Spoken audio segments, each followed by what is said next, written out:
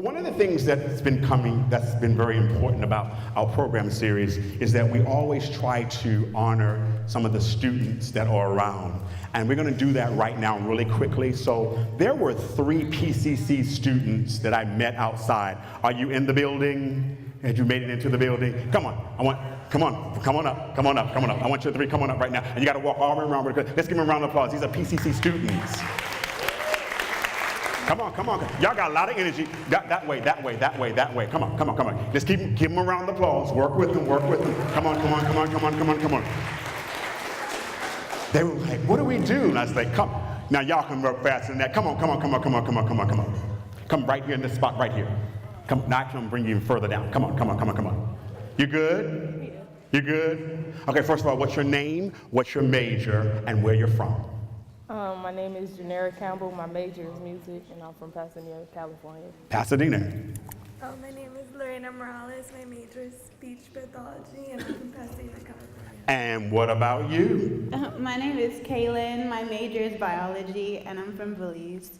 Oh, wow. So, tell me one thing. Is this your first time coming to the lecture series?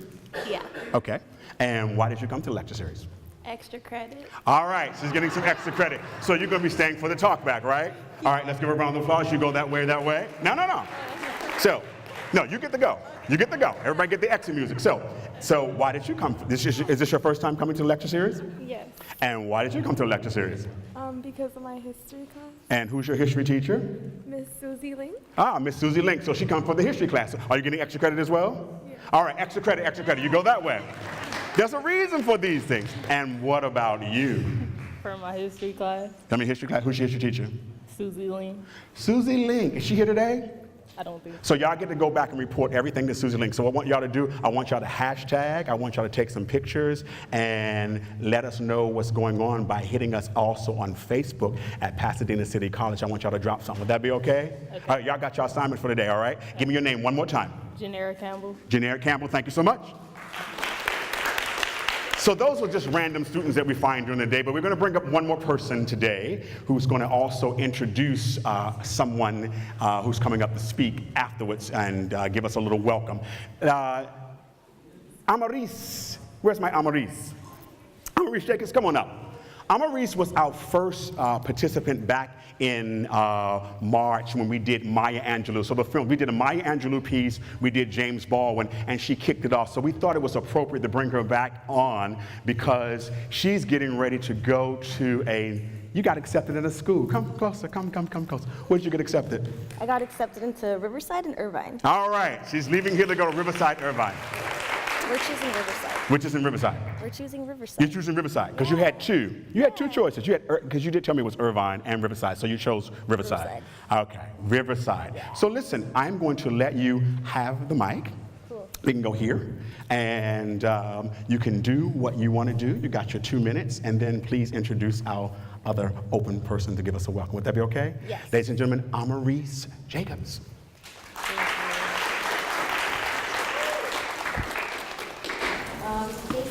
Hold it up, yeah. Yeah, you go. Okay, cool. Thank you so much for having me up here. I just wanted to have an opportunity to basically tell my story. I am a non-traditional college student. I've been in and out for a couple of years, and being a part of this series and just having a platform to share my voice has been a privilege, to say the least, because when we speak, we start to release a lot of ourselves. And I wanted to basically use this moment specifically to address my mentor, Dr. West. Where are you? Dr. West? Over here. Come. Hey. Dr. West has put together this Art as Activism, and I just wanted to make sure that for my final semester that I address the person who has impacted my college career tremendously. I was one of those kids who wasn't going to graduate high school, who was put on academic probation, who went to 3 different high schools, and I was the student who was problematic and socially deviant, and it wasn't an accurate representation of myself at the time. And that's why I cope with my dance, my art, and I left that for a bit, and I came back to college, and I joined Dr. West's history class, and it's so refreshing to be in an environment where a professor gives you a space to learn academically, but then also just spreads that love and awareness. I think we take that for granted very often, and I definitely wanted to use this moment to just say thank you so much for changing my life, because I never even planned on going to college. So to be accepted to 2 schools is such an honor. I definitely can't take for granted the people who have helped me there. And one of the biggest people that inspired my sociology and artistic career is actually you. So I just wanted to say thank you so much for everything that you've done for me. Great. And now, ladies and gentlemen, to come and give us a welcome is Dr. Christopher David West. Thank you. Good job. Good job. Is that mic on? Yes. No, that one. That is on. Good evening. Yeah, try to pull it together after that one. I have a son. He's the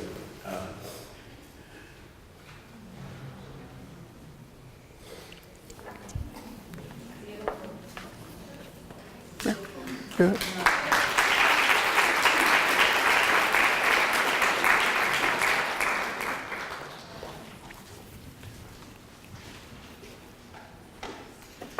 And the scary part for all of you is he just turned 16 and now he's driving a car. How about that? Then he just turned 16 and he's driving a car.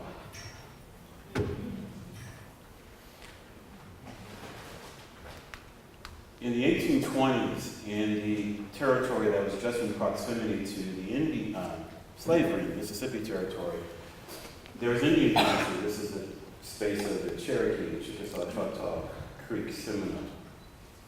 And in those spaces, no slavery occurs. These are the spaces of the 5 civilized tribes who will adopt after the 1803 statement by Thomas Jefferson that commissions Lewis and Clark, but it also asks them to assimilate and enculturate. You've got counties in the southern part of the United States in the 1830s in which there are over 6,000 black enslaved persons, and there'll be 1 or 2 free blacks, which means that in the southern part of the United States of America, the police are in place to do one thing and one thing only, and that is to hold and control and to contest the black cause. Now, that's the origin of the police state. If that's the origin of the way that the United States has engaged and grappled with the black body, what do we expect to see in the contemporary moment? But more importantly, I need you to hear me as a father. Because like fathers before me, of the African diaspora in the United States of America, when we send them out into the world, we gray. That's that 16-year-old, he's driving gray. There's a few of them now. They'll continue to be there. And they'll continue to be there because, like other black fathers before me, I have given him all that I can give him. I've poured my soul, my love, my attention into him. And this federal state can take his life. They're in order. We're standing in order. Okay. No recourse. And you ask me to be patient. And you ask me to be loving. If you can't ask me to do that, then you take my son. If there's anything that I hope that you get out of both the film tonight, the discussion, and more important, the series, it is to do more than just simply be empathetic. Do simply more than simply say, it's bad. Do something more than simply say, I wish we could do something different. You want to do something for me? Dry my tears. You make sure that you are active in taking care that this society is not one more time going to take a black child simply because they are black.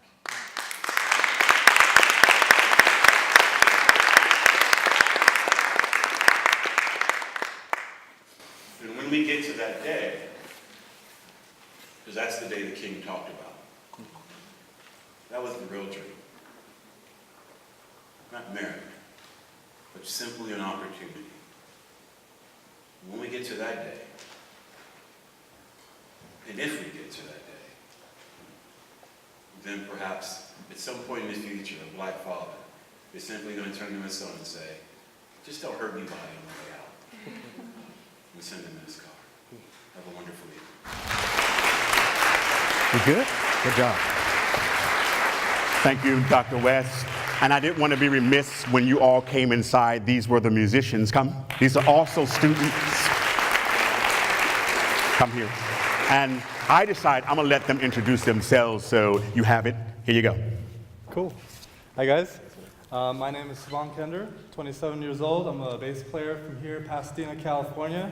I went to Maranatha High School in Old Town, and after dabbling in majors for a while, I realized that I have one true calling in life. That is to make music, to teach it, produce it, do for others what it's done for me. And while most students are in a hurry to leave PCC, to start their music careers, I'm really enjoying my time here, and I want to be in excellent form before I really embark on my musical adventure. I like that. My name is Derek Dallas. I started playing drum set at a very young age in high school. I was in everything, drumline, orchestra, jazz band. I continued jazz here at Pasadena and still studying to this day. I love it. And I play in a lot of different top 40 wedding bands, big bands, you name it. My name is Max Bouverie. I play jazz guitar here at Pasadena City College. I have completed 2 years here at the end of the semester, and I will be transferring to Oberlin Conservatory on a scholarship. All right. Now, can I get you all to take a bow? 1, 2, 3. Ladies and gentlemen, thank you. Students working. Thank you so much, gentlemen. Anytime. This is their second time being here, so we're so glad to have students working out things. And so without further ado, we're going to move right on forward to, I want to make sure we start this before 7:30. It's 7:21. And so we're right on time. My tech people, we're ready. I'm going to get you all situated so they can get the film started. The film is 13th. Ava DuVernay is a wonderful filmmaker, and I think you will see that when you actually see this piece. We're going to have some dialogue that's going to be very interesting. We've got 3 amazing people, which I'm going to introduce you to at the very end. We're going to move straight into the conversation, so we hope that everybody stays. Everybody go, Ashe? All right, so on the count of 5, 4, 3, 2, 1, let the film conversation begin. We're going to start with the wonderful Jasmyne Cannick. She is a nationally known writer and commentator on political race and social issues. She was selected as one of Essence Magazine's 25 Women Shaping the World, one of the most influential African American of Los Angeles under 40, and one of the most fascinating Angelinos by the LA Weekly, and most recently, one of 40 people under 40 by The Advocate. She's been around doing what she's been doing for a number of years, and she's also been on National Public Radio, and we'll let her talk a little bit more. Please, ladies and gentlemen, welcome the wonderful Jasmyne Cannick.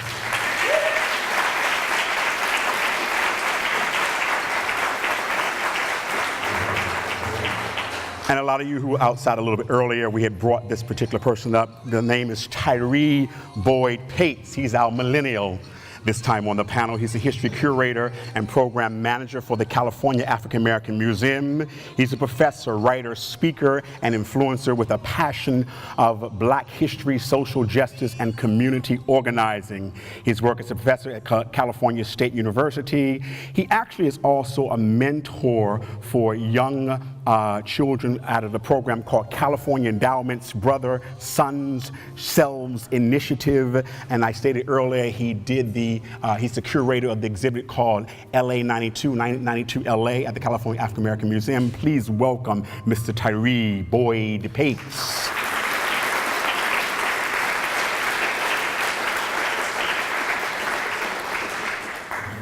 And last but definitely not least, you saw her in the film a few seconds ago. She is the professor and chair of Pan-African Studies at California State University, Los Angeles. She received her PhD and MA from the University of Southern California in political science and her BA from Howard University in African American Studies. She's appointed to the Los Angeles County Human Relations Commission in 2014 and is recognized expert on race, gender, class, and social movements. She was also in those beginning stages of the development of Black Lives Matters, which she continues to do in Los Angeles. Ladies and gentlemen, please welcome Dr. Melina Abdullah.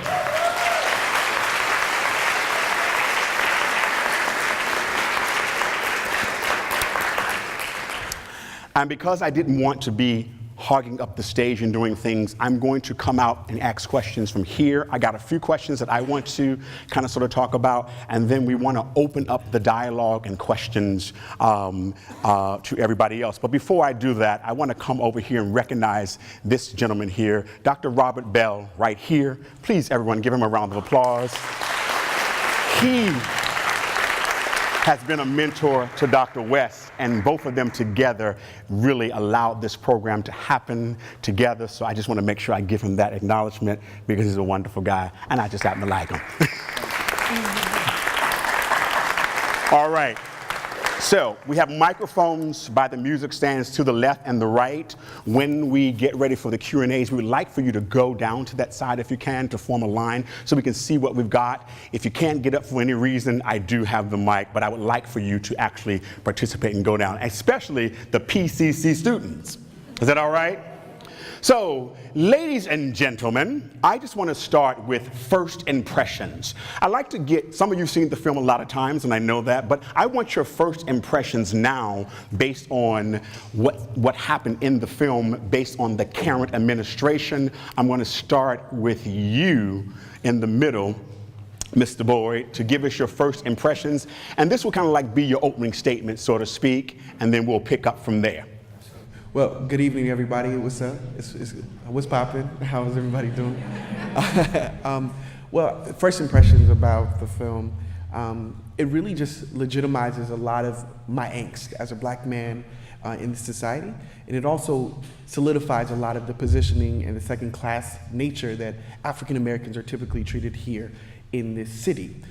We have to take into high consideration that African Americans have not been placed in this position accidentally, but they've been placed here intentionally by policies and procedures that persist on a regular basis because of a status quo.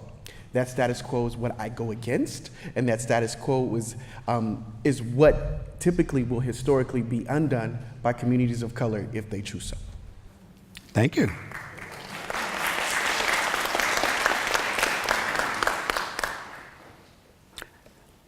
Dr. Abdullah. So I just want to echo what Tyree said about this is an intentionally created system. Better? Yeah? So these outcomes are not accidental, right? Police killings are intentional. The mass incarceration of black people is intentional. What I love about the film is how Ava kind of traces that when we think about the reason that black people were brought to this country, that these are intentional outcomes. Just as an opening statement, since that's what you asked for, I'll say what the film does for me, and I've seen it, at least 15, 20 times. What it does for me is it really reminds me of why we have to continue to do this work, and I don't mean just reformist work. I know a lot of folks, there's a lot of rhetoric around police reform now. This administration, this current context should remind us that reforms can be undone easily, right? And so we are abolitionists. In Black Lives Matter, we believe in prison abolition, we believe in police abolition, we believe that these systems that are intentionally created to target us, to criminalize us, to brutalize us, and to kill us, we cannot reform them. They are unreformable. And so we have to engage in the work that's required for transformation. So it affirms that for me. How y'all doing? Like Dr. Abdullah, I've seen the film quite a few times, but for me, when I watch the film, I think the part that always gets me is the war on drugs, because I'm an 80s baby, and I grew up just saying no. And even though since that time, I've obviously studied and learned exactly what those policies did to my community, it just reminds me of the damage that was left behind and how my parents' generation, my generation, and now I'm looking at these younger generations and how they're dealing with the effects of the war on drugs. I think overall, in terms of an opening statement, this film just reminds me that there's still work that needs to be done, and that a lot of us need to find out what our role is in that work. Some of us are going to be on the front lines. Some of us are going to be the ones bailing folks out of jail. Some of us are going to be the ones defending folks in court. Some of us are going to be the ones making sure our stories gets on television and out there in the media. But I'm hopeful for the day when we all find out what our role is and we kind of slide into it so we can really get this party popping. For real. And don't wait. We can't be waiting for the day. Today is the day. Are you watching what they're doing to us? Are you watching what this thing about this budget that just came out? Are you watching? If you're not watching, today is the day. When you get up from here right now, you got to figure out what your role is, like Jasmine is saying, and slide into it, and do it in a way where we're all connected, right? So we know what piece of the puzzle you're handling, so that we can let you have that, and what piece of the puzzle we're handling. We have to do it in an organized manner, but we can't sit down no more. And don't let Dr. Carson tell you that you have to have this right kind of mind to move yourself forward or out of poverty or whatever. You have the right mindset right now. You're in here watching this documentary, so you obviously care. Right. I like where the conversation is going. Let's keep going. It's wonderful. Jasmine, I want to go back to something you mentioned, being the whole drug epidemic and you coming up. Let's talk a little bit about that, what it was then, what it is now, because now you have Jeff Sessions' Nuru, which Dr. Abdullah, I want you to expound a little bit on that. So let's go back what it was then. Dr. Abdullah, I want you to kind of sort of let us know what this whole session thing was about, what's happening. And then as a millennial, Tyree, I want you to kind of sort of talk to us about what you're doing with young men right now as you're mentoring and the work that you do as a curator at the museum. Is that all right? All right, so I think I kind of got what you're asking me to do. So the war on drugs. Now, you have to understand I'm in my late 30s. So at the time when Nancy Reagan and her husband were asking folks to just say no, I was a little kid that didn't know any better. And it was in my school. I probably, if I looked hard enough, could probably find my card I had. Because they used to give you a little card that, I had the T-shirt, I had everything. In this documentary, one of the things that really stood out for me is when you look at what the numbers were for people who were in prison prior to the war on drugs, and then as the war on drugs progressed, and you saw how those numbers doubled and tripled and quadrupled. And what I think we need to remember is so that would be my parents' generation, and then that would be my generation, right? So these are people who have been in prison for 20, 30 years, some of them for very minor, what we would consider minor today anyway, right? And so,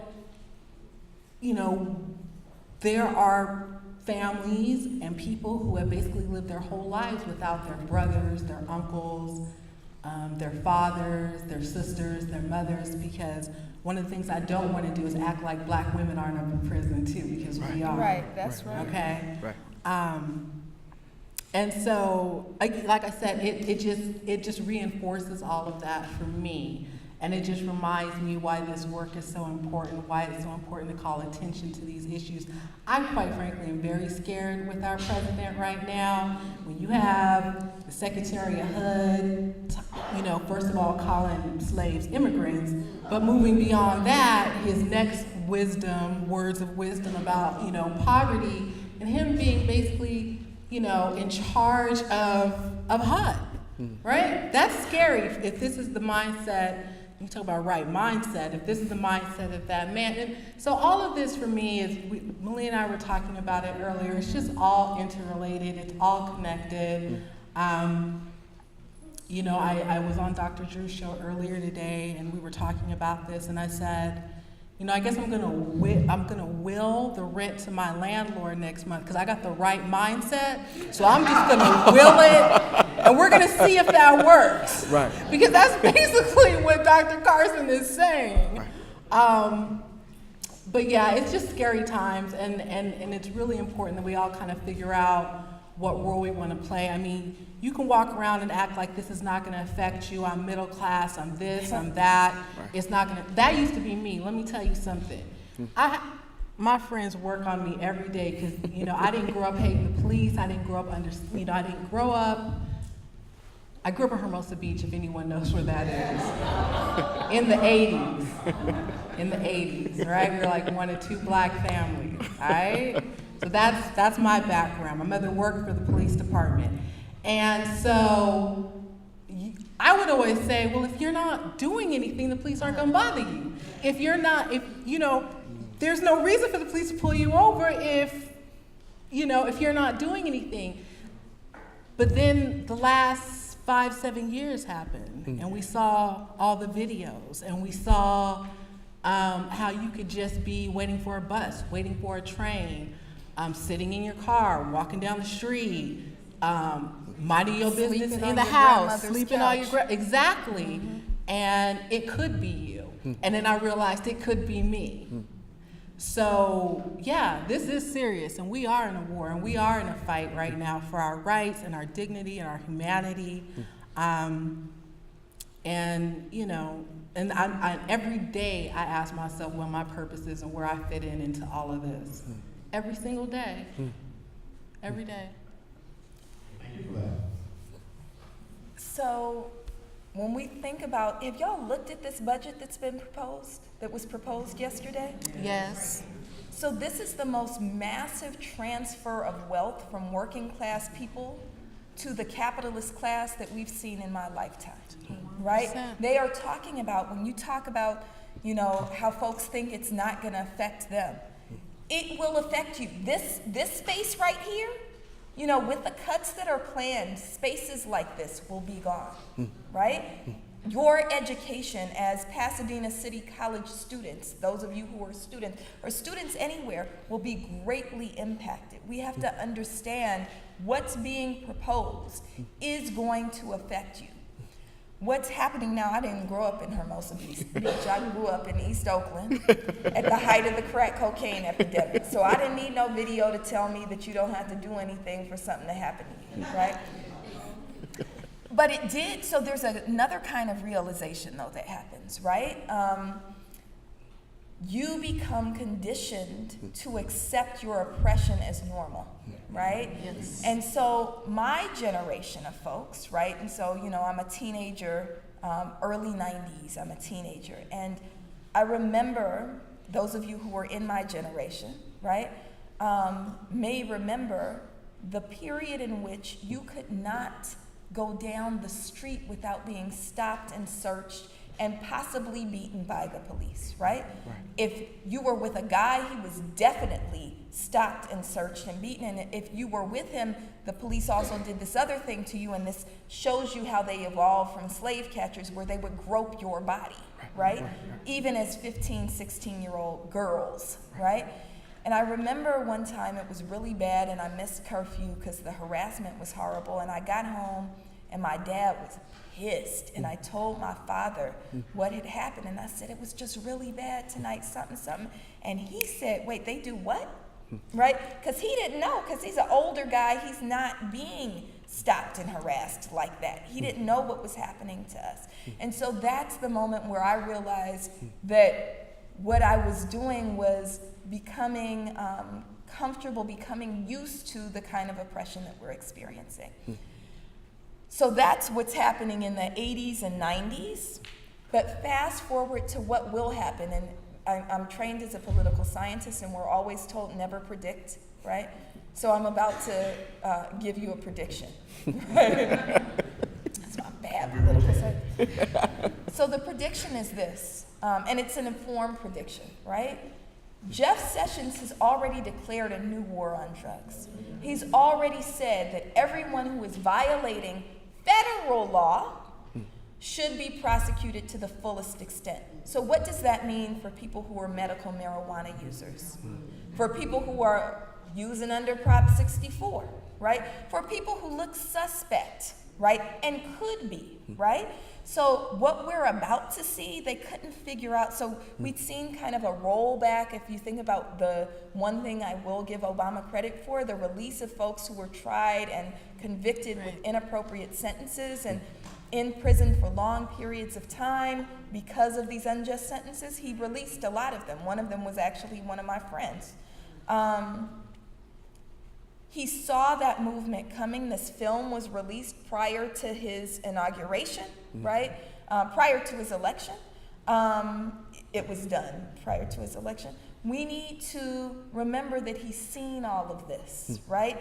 And he is pushing back. There is a contrary movement. There is, when he says make America great again, you know who he's talking to. Red caps have replaced white sheets, and he wants us to know our place, which since he can't bring back a plantation, he's gonna put us back in a penitentiary. And that's the prediction. Unless we fight, and unless we win that fight, right?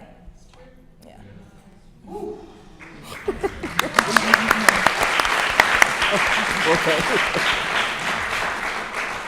And considering who are the cattle to the slaughter, right? Or who is the meat to the slaughter, black boys and black girls and black women and black men in our communities.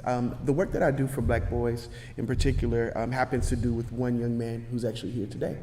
My cousin, Michael Anthony, actually is a student here at PCC. Raise your hand, bro. He's a young man that I've been mentoring since I could remember him walking up the steps. And his work, and the work that I do with him bleeds into the work that I do in the community. But I challenge against the social expectations of black boys. I gave a talk recently about the myth of black male exceptionalism, where we qualify certain black boys in certain boxes, and the ones who do good, we praise, and the ones who do bad, we criminalize, right? Me in this role please don't let this jacket fool you, please. I graduated with a 1.87 GPA in high school. Let's keep it real. But you graduated. No, but I'm gonna get to the arc. I graduated high school with 1.87 GPA. My college counselor said, don't even think about going to a four-year university. 10 years later, I ended up becoming a professor of Africana Studies.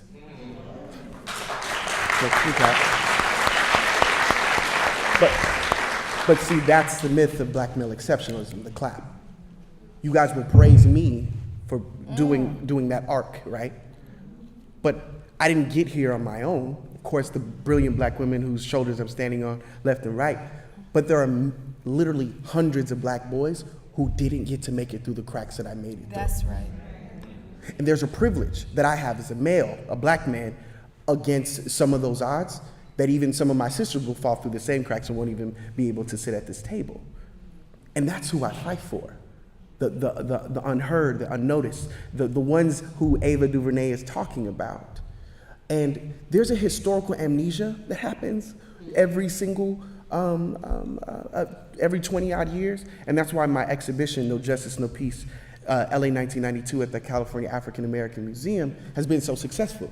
Because 25 years has allowed the city of Los Angeles to forget why the LA uprisings occurred. And it wasn't because of Rodney King. Right. In that exhibition, I detail in chronological order the 100 years of particular racial policy that has put black people in harm's way over and over and over by the hands of the Los Angeles Police Department. It's not popular, but it's history, and it's true. And all of this amnesia plays into one another, and we as people of color and those who are allies, we deserve to know the truth, and we also deserve to push back on agendas that are contrarian to that truth every single day.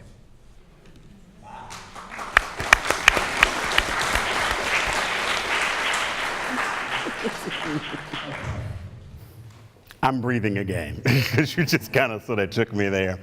I come from Washington, D.C., the nation's capital, and I started visiting, I want to be very clear about this, the prison system at age 13, because I had a brother that was in what's called Lorton Prison System, which just recently closed like around 2001. It's a cultural arts center now. So just a show of hands, how many people know someone in prison, have family members in prison, and that? Currently? What, past, currently, whatever. Okay, so you all see the hands? So based on that, knowing that we all know someone in the system, or part of the system, what is it, however you feel in your own world, that we might be able to do to, I'm not even trying to be politically correct, how in the hell we can get people up out of there? And because we know we got the fight, and you gave the prediction, so we got that. And as a matter of fact, that prediction is the first charge. Let's fight. That's your charge number one. Give me a second one. So just a little bit of my background. My background's in politics, political science. I worked in Congress, worked in the state assembly, worked here on the local level. Now I run campaigns, do strategy. So my whole life is basically politics and government. And what I like to remind people or tell people that they need to do is they need to stop being residents and start being constituents. A lot of times people wonder, why does my community have so many senior centers, but we don't have no youth centers? Well, seniors vote. Seniors will pick up the phone and call their Congress member, they'll call their assembly member, their mayor, their city council member. They'll make sure that their issues are heard. And so we've all heard the saying, the squeaky wheel gets the oil, so the squeaky wheel gets the oil. Other generations like to take to Facebook and Twitter and Instagram and Snapchat, and that's all good. But those haven't translated into votes yet. And so who do you think the policymakers are going to pay attention to? When they're in public, they're going to rah-rah with you and say, I'm with you, and yes, it's all good, and I hear you, but when they go behind closed doors and when they're on the floor and they have to make that vote, they're thinking about who are the people who keep them in office, all right? And so what our community needs to do, especially younger generations, is they need to, again, move from being just residents, just people who live in a city or live in an area, and start being constituents and start being active and participating. I will give you a short story because it's my favorite story. One of my favorite stories I love to tell is about how the city of LA passed the plastic bag ban. And there were quite a few environmental groups who were down there doing their lobbying. The plastic bag ban, plastic bag people had their lobbyists and stuff. If you follow politics in the city, you knew which way it was going, because you know where the money goes. And it happens. And I'm in Ralph's on Western and Manchester, and I just hear people complaining. I have to pay for this, I pay for my bag and this and that, I have to bring my bag. I'm like, why didn't you call your council member? Why didn't you send a letter? Why didn't you send an email? Why are you complaining about it now that it's law? Like, we have to stop being reactive and proactive. And once we can start being proactive and get ahead of issues and control issues and not let the issues control us, we may be able to address what you're talking about in terms of the institutional racism and the institutional injustices that are going on with our young men and women, our older men and women who are in prison. But until we cross that great big divide, instead of just saying I live in Hawthorne to, I live in Hawthorne and I vote in Hawthorne, and occasionally I'll watch a Hawthorne City Council meeting, or I'll send my mayor in Hawthorne an email if there's something I don't like. We're gonna find ourselves being in this reactive position all the time. Someone says something, we gotta react. Someone voted for something and we don't like it, but it's over with and it's done with and there's nothing we can do about it now, but we gotta react. No, we need to be on the other side of that coin.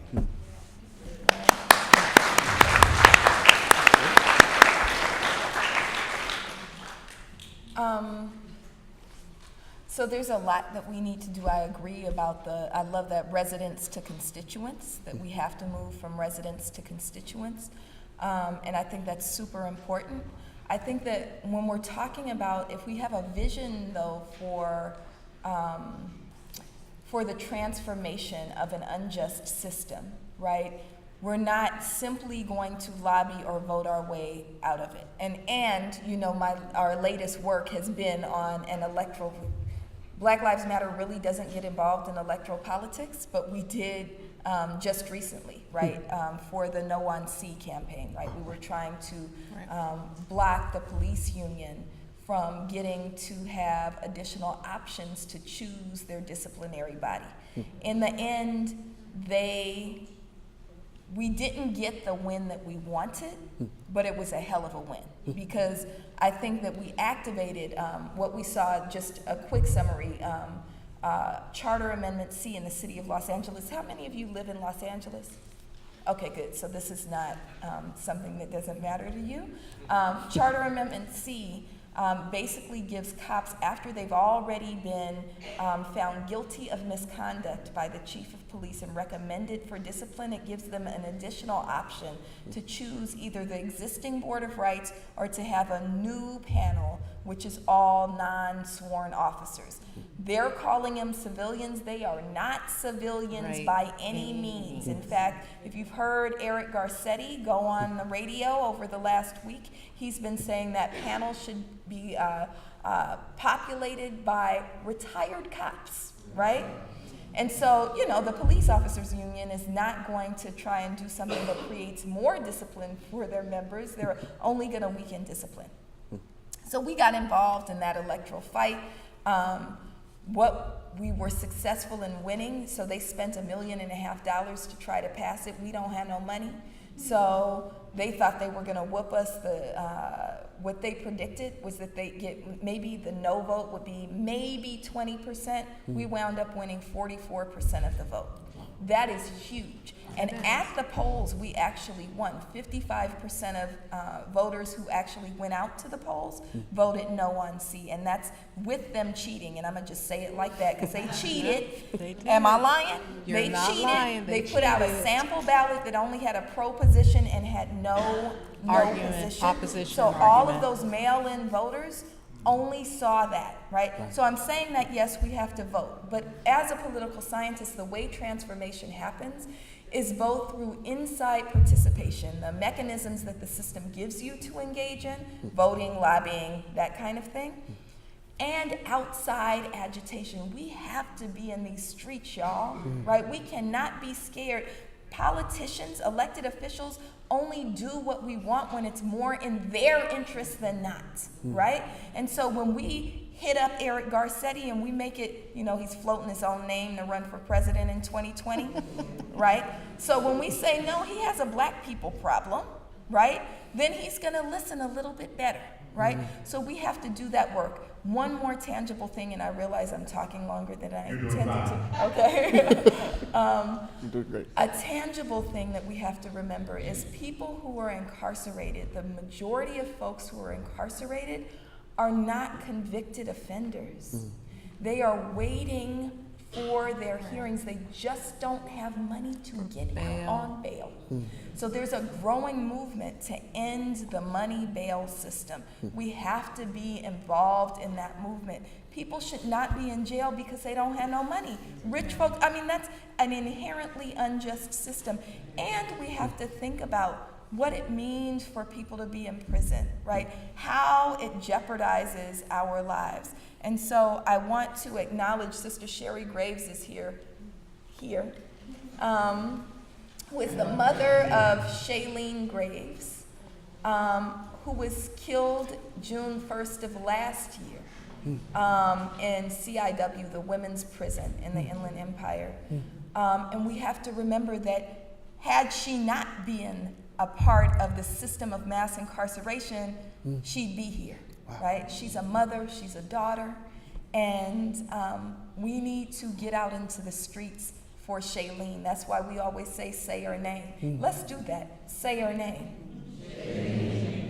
Shailene Graves. Can we say that? Say her name. Shailene Graves. Say her name. Shailene Graves. Say her name. Shailene Graves. And one thing that you can do right now is commit to coming out to the 1-year remembrance of Shailene on June 1st in Chino.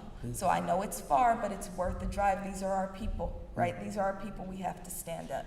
So in the streets and become a constituent. Yeah. Well, that's why I said everybody has a role. Right. Remember, I said that, right? So some people are going to be on the front lines, in the streets. And some people will do both.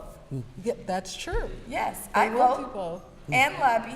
Yeah, me too. And I be in the streets. I'm with you. That's the saying. I don't want nobody messing with me in these streets. Ha Tyree, I'm going to let you add on to that. And as Tyree is beginning to finish up his statement, I want to also let you know that the floor will be opening, so you can start gradually walking to the microphones and getting ready for that. Come on, Tyree. Thank you, of course. I think, so there is 3 charges, right? The first charge is being a constituent. The second charge is being out in the streets. And then the third charge is just education.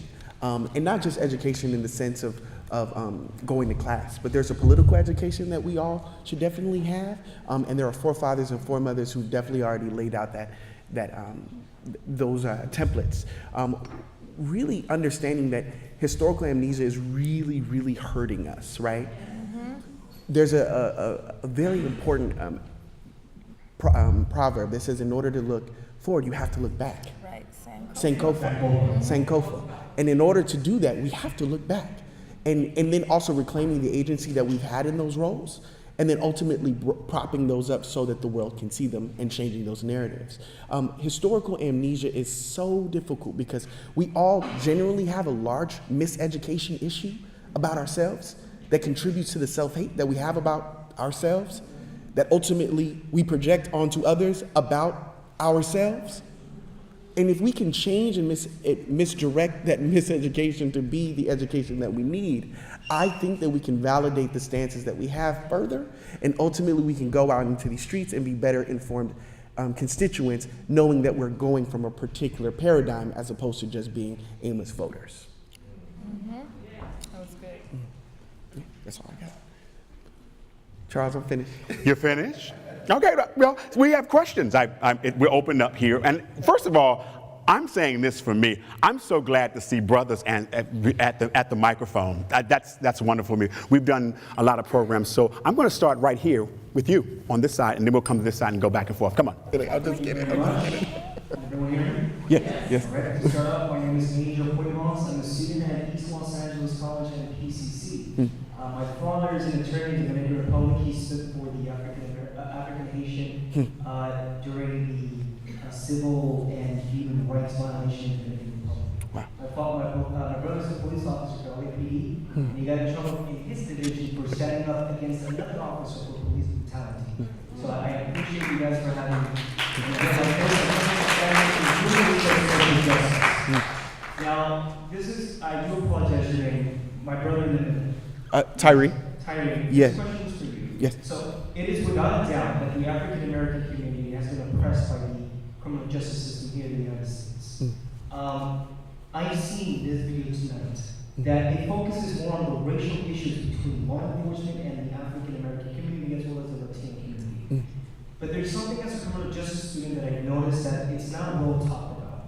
And it is 2 things: the community in which these law enforcement officers are patrolling, and the way the law enforcement officers are trained during police academies. Okay. In the police academy, there are 2 types of training: hard training and soft training. Soft training is de-escalating in community relations with community policing. Hard training is tactics on how to take down a suspect, shooting, and so on and so forth. So I don't think that's good. That's an issue with law enforcement. Now, on the community side, there is a coefficient correlation between poor communities and high crimes. And unfortunately, these communities are dominated by Latinos and African Americans. Can we say that the issue between law enforcement and the African American community is not so much now in 2017 a racial problem, but rather unfortunate circumstances in which our African American community and our Latino community or face? Thank you for that. That was a great question. And, Michael, we were just texting about this like the other day, right? Well, thinking about history, right, and I can only give you that. 1619, the first African slaves were stolen from the shores of Africa and brought into this country. And they were taken to Virginia, and then they were forced to work there. The first people to oversee them would become, how can I say this, the overseers, and they would be the Paddy Patrol, right? And those overseers would make sure that these enslaved people never left the plantation, because why? They were the property of the master. It's, oh man, what is that term? When black people try to free themselves, and it's called, there's an expression. Huh? No, it's a mental illness that, ooh, I'll give it to you later. Huh? Drapetomania. Thank you. Thank you, sis. I appreciate you. I'm giving you a hug later. Drapetomania, which said it was a mental illness. It was a mental illness that if Africans tried to leave the plantation to be free, it was considered to be a mental illness that they had. Think about this. Now, when an enslaved person tries to run away, they're brought back to their master because they broke the law, even if they're their own property. You understand what I'm saying? And these Paddy Patrols would patrol and patrol and patrol. And as the years and years would go on, the 13th Amendment happens, there's some redesigning happening. These Paddy Patrollers would be the first iteration of the law enforcement that we know today. That's why the first vehicles that they would use would be paddy rollers. Right. Y'all still with me?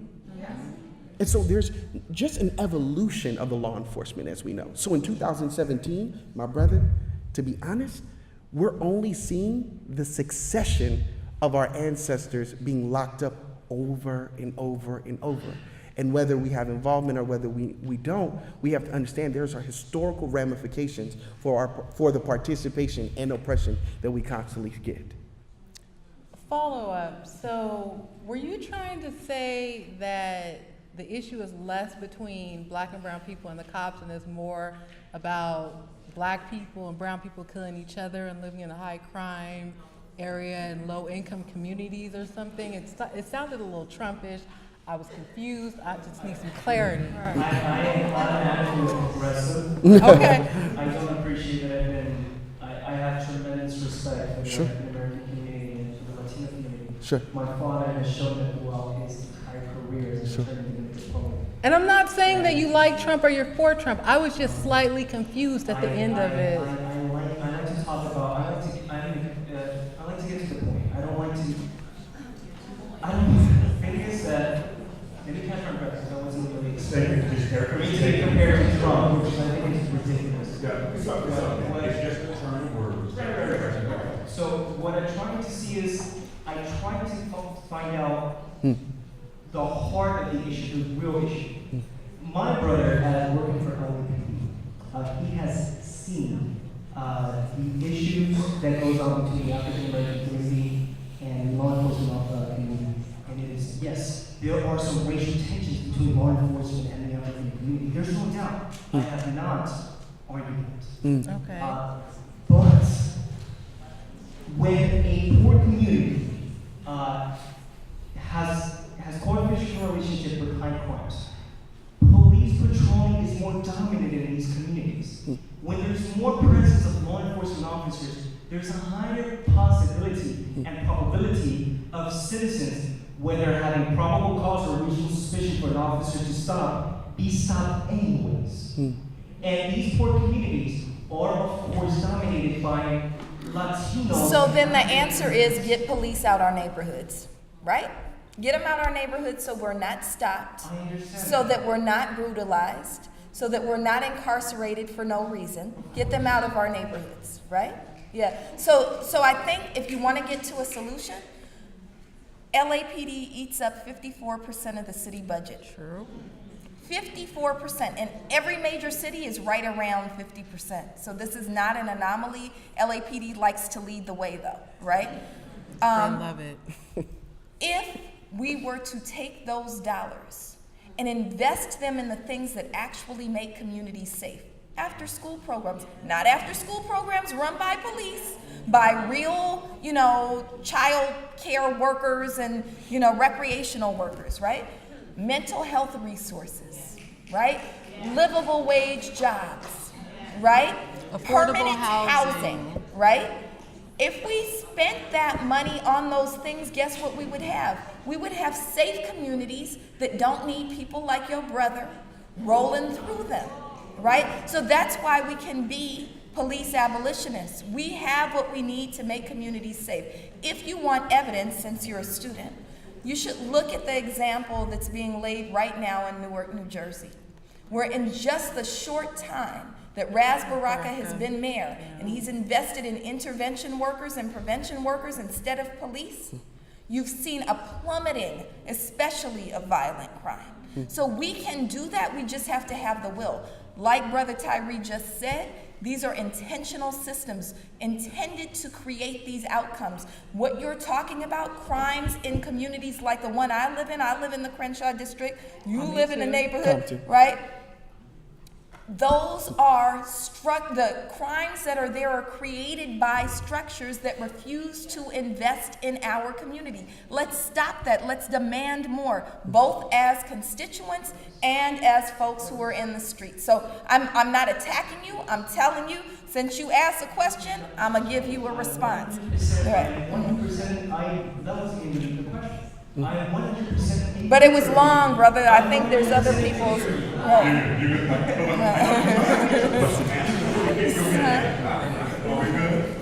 We're good. All right, let's give him a round of applause. And he's invited to come to No Justice, No Peace for a private tour. And come by my exhibit and I'll personally give it to you about the history. So what he just said Another was question to come by his exhibit for 92, which is actually great. Go by and check that exhibit. It'll be there for a while. As a matter of fact, did you get a brochure? I have. We have one for you. Okay, good. All right. So I want to go ahead and go to this brother over here. And then we're going to come back to the system. We're just going to go back and forth for a second because I don't want to run out of time for these questions. Come on, let's go.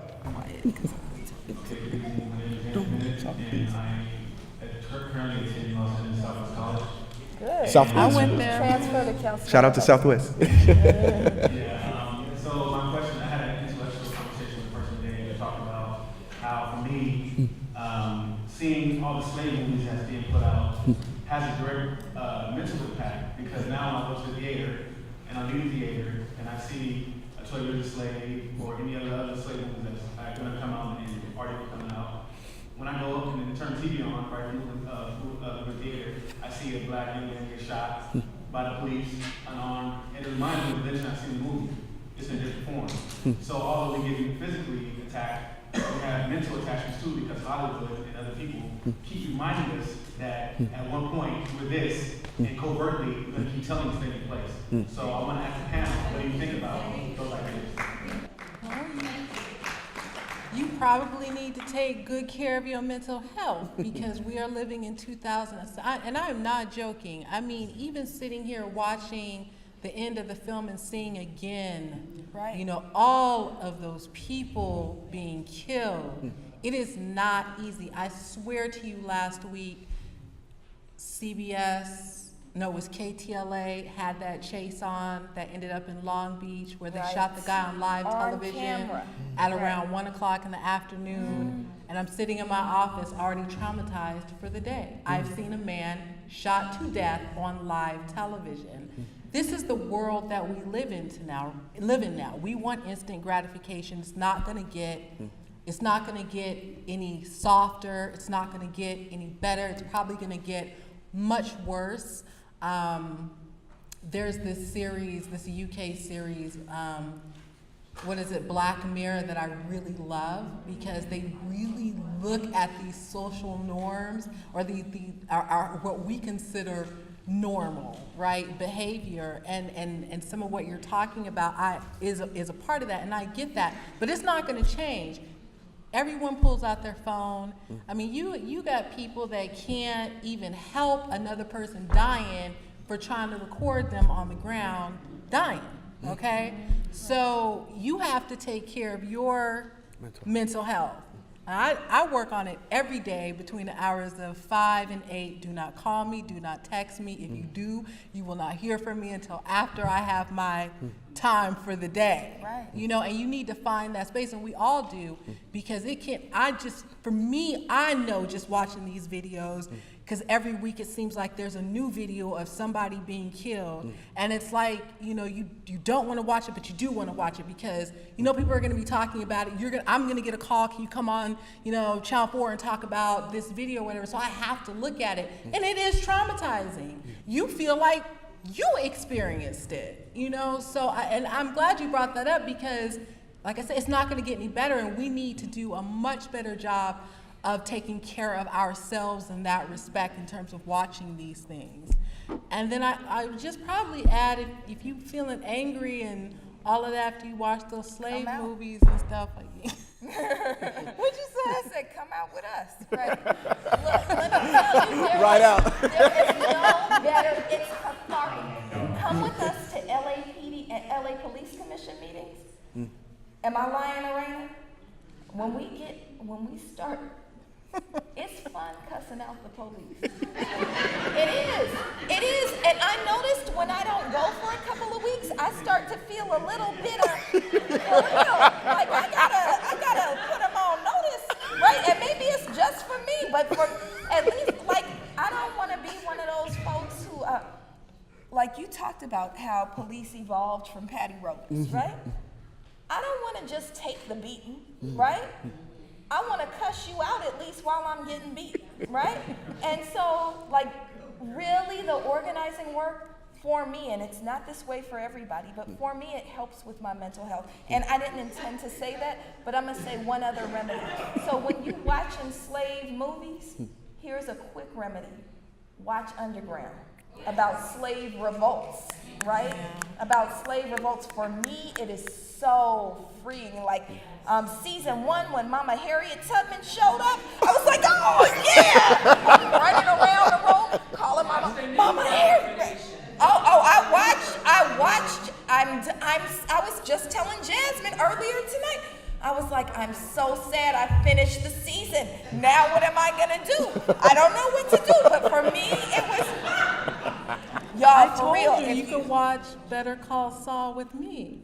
Like, Underground, are they, well, we gotta figure out. You gotta check out Better Call Saul. But I love this whole proactive thing. If you're gonna cuss them out, then you have a balance when you're watching. So I just wanted to make that clear. We got PCC students, Southwest students, and East LA. I play tennis every morning, pretty much every morning. That helps me. Okay. Let me go over. Do you have anything to add to this? Okay, let me go over here because she's been waiting for a while. I want to hear your question. And we got, the PCC students got up. All right. Let me hear your question, then I'm gonna go to you, and then the PCC students and my brother. He went to the restroom. We're going to wrap up with that because we got about 10 minutes left, and I want to get everybody in. So you right here, there, and then back to you, and the PC students, you will be after that. Let's go. Okay, my name is Anita Light. I have several points of questions, but I'll try to say them fast and not spend time on it. One is I'm old enough to remember when Jesse Jackson was running for president. And one of the things that he did, he was able to attract poor whites to his cause because he was able to point out that even though you say you're white and you've got advantages, you're poor, you don't have the advantage. You're in the same boat as blacks and Latinos, and that we need to get alliances with blacks that we're talking about blacks and Latinos, but American Indians and everybody else is in the same situation. I feel concerned about some competitions we have in the community, but we have to realize that our goals are the same, so we have to work together. And I like the idea of you saying everybody has to do something, because everybody does have to do something. All of this is too important, and our government is of the type where everybody has to take part. It's designed that in such a way that if everybody doesn't take part, it doesn't work, it falls apart. I have some concern about charter schools, in that there's nothing wrong with charter schools, but what's going to happen to the public schools that are left behind? What about those students that don't get into the charter situations? They're needy people. I like what Dr. Abdullah was saying about working with the police commission, because I am a retired parole agent. And one of the things that's really important is training, what to do when and how to do it. And police, too many times, are not trained. They come into the job thinking that their job is to use their gun or something like that. I don't know. Anyway, it's different than the parole agents. If the parole agent is I was trained, your best weapon is your mind and your mouth. You think and you plan. And you deal with people and you relate to people and you understand where they're coming from and they understand where you're coming from. Okay. Let's see. The other thing about, this is sort of long range, but you've got a large number of people in prison. If they're not in prison, they're going to need jobs. Somebody, somehow, and I don't know who, is got to work the system so that there are jobs out there. Not only jobs for the prisoners as they're released, but the guards and the other staff, they need jobs too. If you don't have a place, if there's not jobs within the whole system, you're going to have a lot of resistance because nobody wants to be made jobless, right? So somehow the system, we have to do something with the economy. I'm going to take one more because I love what you're doing. This is a great wrap up. You're giving us a nice wrap around. Give me one more so I can get those students and we can keep on moving it. One more. Give me one more. Last thing, there are such things as dangerous people. We have to do that. There are some, and they are in prison, and they have to be there for a while. The question is, what can we constructively do in prisons with them? And that has to be thought out. I like the ending question. Can we get a little answer on that? If we need to. Are we good? We're good? You think she wrapped it up? You did. What's your name again? Anita Blight. Thank you so much, Miss Anita Blight, for kind of like giving us that little wraparound. That saves a lot for the end. I appreciate that. I'm going to run to the two students really quickly, then you, and then you'll end us up. Go ahead. Hi. I had a question. I just didn't come up because I'm a little scared now. Scared for what? It's pretty straightforward. Just to give you a little background. I'm not. Close to the mic. I'm not from here. I'm originally from Caribbean Country Belize. So being in America, like I'm learning so much stuff about, our history and like our ancestry. And like where I'm from, colorism is a big thing. Racism isn't. So me learning all these things is like, it's impacting me so much. Like I've been moved to tears just like watching this because of course I've seen it in social media, but it's finally like hitting me now. So for me, I'm not a citizen of the United States, so I can't vote, I can't sign petitions, I can't protest. If I get arrested, I'll get deported, Wow. So it's just, what can I do to be active in the Black community without having those like rights as a citizen? What can I do? Good question. Well, that is a great question. And yeah, definitely. There's nothing to be scared about. You got up there and did that just fine. And I know exactly what you mean by the colorism in Belize and how that is a huge issue. First, just because you protest doesn't mean you'll get arrested. It may seem like that because they want you to think that so that you stay inside and you don't protest. But I mean, you've had a lot of protests where people didn't get arrested. Most people don't get arrested. Yeah, no. Right. Yeah. Now, when they do get arrested, it's They usually give you because a the police know dispersal that's order. who they want to arrest. Yeah, unless you're like the target or Yeah. unless you stay past the dispersal order. Yeah. You probably, and we got to say probably because there is always an outside chance, but you could get arrested walking down the street. They arrested me for covering a protest. I did spend the night in jail, but I lived to tell the story. But the chances are you can protest, you can sign up, on social media to get alerts and when activities and events are going on.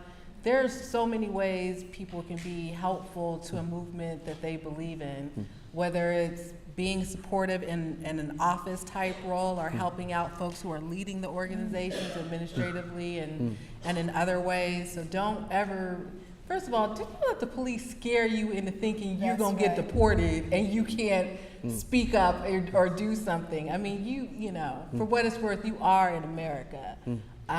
they are not going to arrest you just for engaging in your right to speak up and to participate. You need to recruit her for your youth camp. Right. And organizing is not just about protesting. Right. So some of us protest. I enjoy it. We know. Right. But we have other committees. So we have a healing justice committee to address the issues that the brother just raised. Right. We have an arts and culture committee. We have a communications committee. Right. So the organizing work is much deeper than the protest, right? So you can always do work of helping to organize. And I just want to clarify, when I say I like cussing people out, that's actually really true. But it's also about the point of protest is to resist and reject the notion that we're powerless in our oppression, right? We have power, right? So the organizing work and the protest work is about asserting and taking back our own power. And some of that can be, getting our database together, right? So just think about what you have to bring to the movement and bring it. Sure. And I have to say, because you are in Belize and you are a part of the diaspora, you are part of a larger family that isn't confined to borders. And so don't let anyone make you afraid, because we got you too. I like that. And you know what? I want to commend them. The other thing to add on to this is that you brought your partner up, take somebody with you, and y'all stay with each other and protect each other. Yes. All right? Thank you so much. Now, I've got two last comments over here. We're going to start with you, and we'll finish up with you, and I want to get a last little wrap around from you all. Yes. Okay, I'm going to start off with Jasmine and Tyree, Dr. Abdullah. They wrap up with which we were about to get a little heated about. When you talk about the fraternal order of police, the main supporter of Donald Trump, I don't want to hear about LAPD. I want to hear about education. I want to hear about their salaries being given to the community. On top of that, when we look at the whole picture, we're basically saying what I would like to happen is for laws to be implemented that police that are not held accountable or found guilty, or, we see videos. Point blank, we see what happens. No one's being held accountable. What I want to see is for laws to be implemented where they cannot get a salary, they cannot collect a pension. It can be done. It can be done.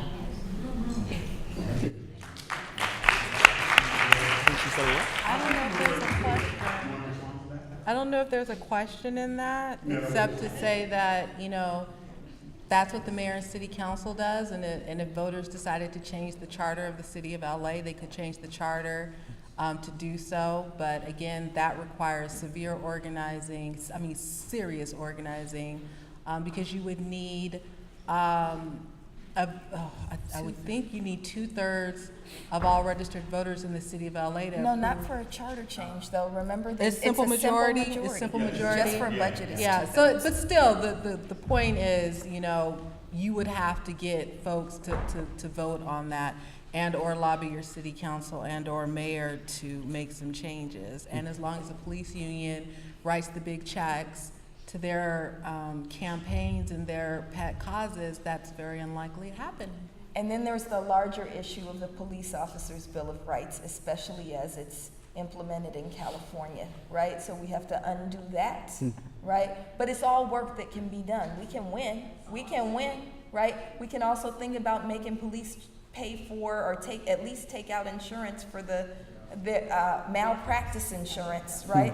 Let them pay for their own settlements. Stop paying for it as taxpayers. $81 million, right? We're spending on these lawsuits, right? So let them be. That's how we increase accountability.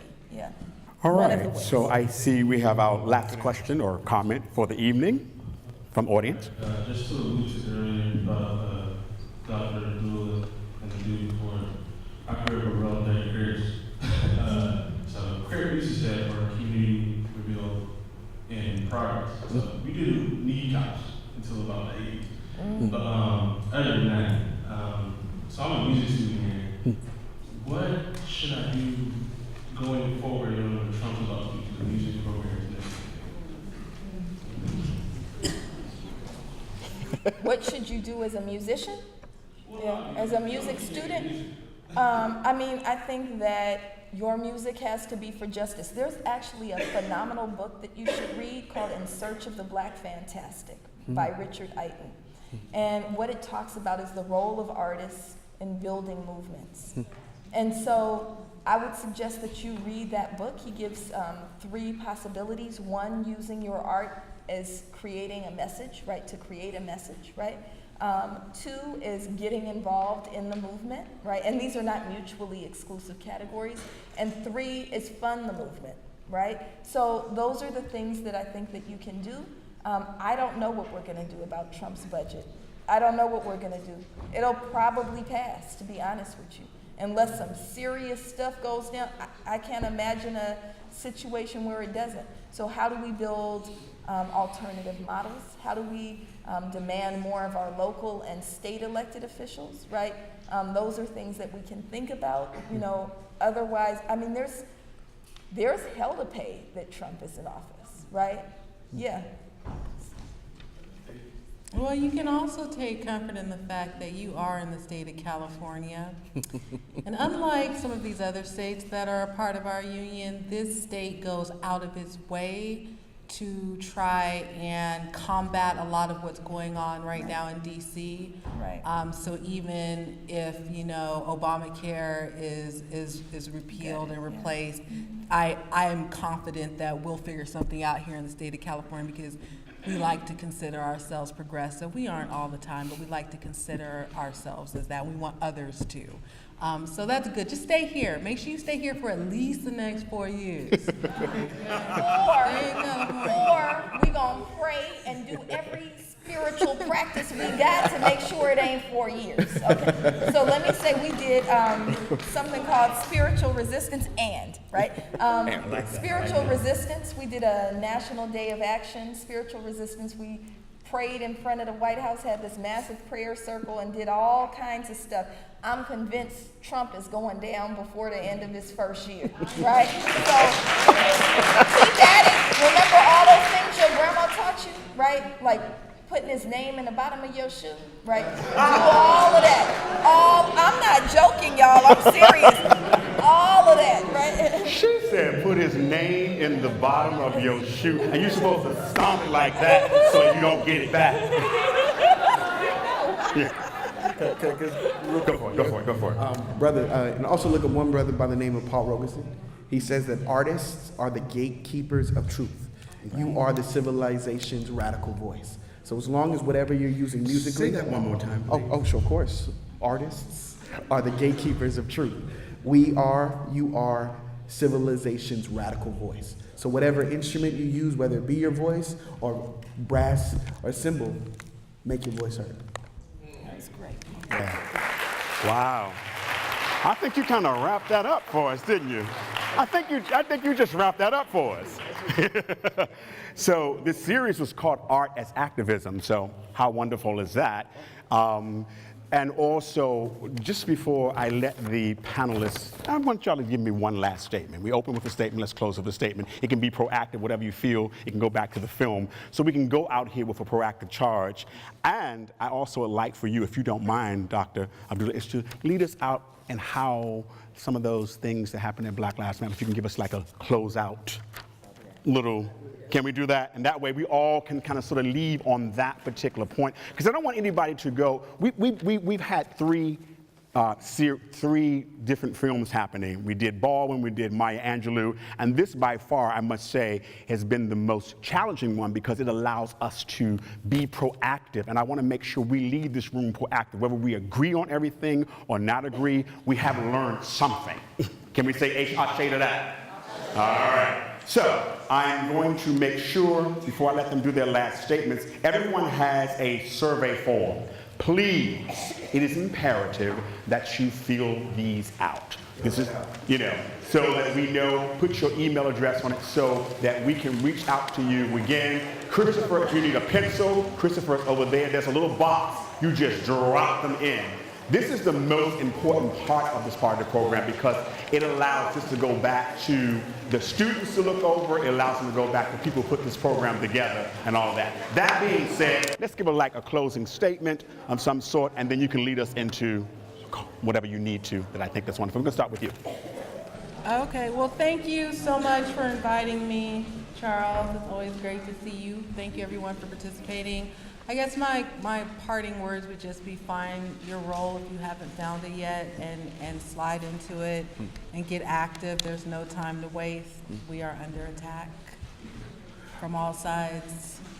I want to say thank you to everyone here at PCC, Charles and Dr. West. My parting words would be very simple. History is our most valuable weapon, and also uplift the black women in your lives. We are only as strong as the women we uplift.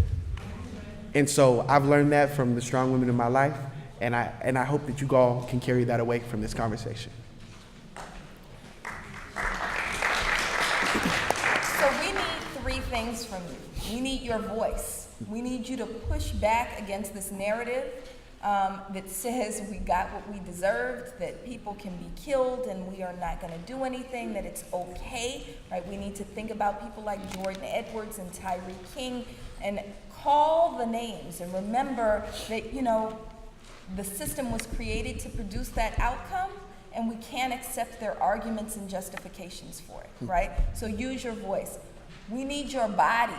We need you to show up. When something is happening, that doesn't mean for everybody else, it means you too, right? So on June 1st, we want to see you in the Inland Empire. I know traffic gets bad coming from this way, so leave a little early, right?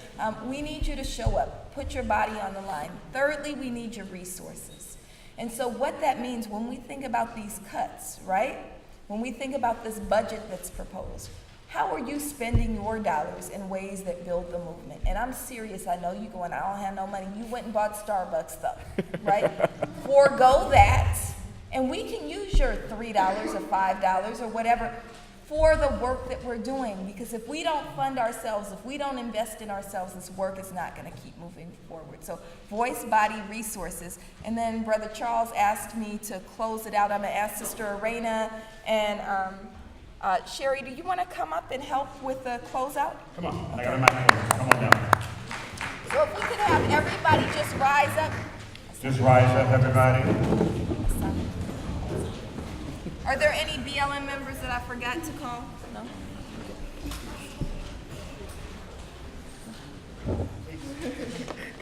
So we're going to close out with the words of Assata Shakur. We know that Mama Assata Shakur is still in exile in Cuba, and she continues to kind of be a voice for us, continues to be an inspiration for us. And these words come from a letter that she wrote that helped to inspire us to continue to do the work. So we're going to do it 3 times. If you could repeat after me in the same tone that we're using, that'll be great.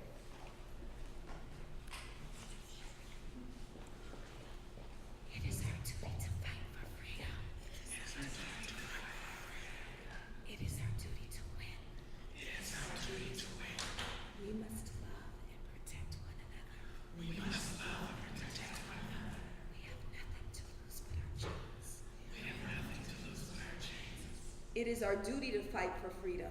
It is our duty to win. It is our duty to win. We must love and protect one another. We must love and protect one another. We have nothing to lose but our chains. We have nothing to lose but our chains. It is our duty to fight for freedom. It is our duty to fight for freedom. It is our duty to win. It is our duty to win. We must love and protect one another. We must love and protect one another. We have nothing to lose but our chains. We have nothing to lose but our chains. It is our duty to fight for freedom. It is our duty to fight for freedom. It is our duty to win. It is our duty to win. We must love and protect one another. We must love and protect one another. We have nothing to lose but our chains. We have nothing to lose but our chains. Ladies and gentlemen, thank you for your time and energy. Let's give a round of applause for Jasmyne Cannick, Tyree Boyd-Pates, and Dr. Melina Abdullah. Class is now dismissed. We're going to get a group picture for those who want to join us on the stage. Get home safely and make sure you drop off those surveys right then and there, and we're good.